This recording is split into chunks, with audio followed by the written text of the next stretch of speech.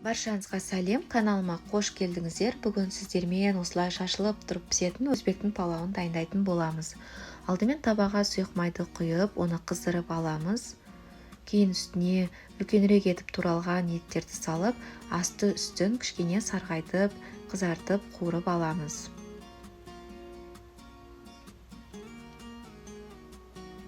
Етті бөлек ыдысқа салып, пиязды салып, сарғайтып қуырамыз.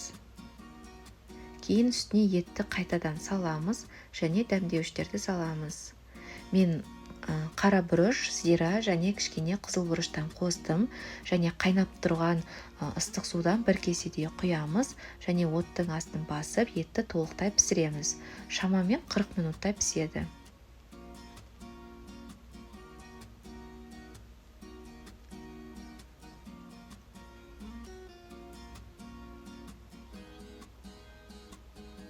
Етіміз толықтай піскеннен кейін үстіне сәбізді және тұз, хмели сунели дәмдеу үшін қостым және ортасына сарымсақты саламыз. Таза етіп жуылған күрішімізді саламыз және үстіне қайнап тұрған ыстық судан құятын боламыз. Суды бұл кезде көбірек құйып жібермеңіздер, тек күріштен 0,05 сантиметрде асатындай ғана құямыз. Көп құйсаңыздар, күріш бір-бірінен жабысып кетеді. Оттың астын қатты қосып, қайнатып суын тартылғанша күтеміз.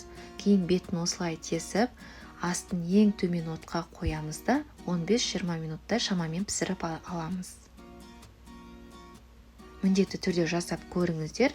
Күріш осылай шашылып, өте әдемі, дәмді болып шығады.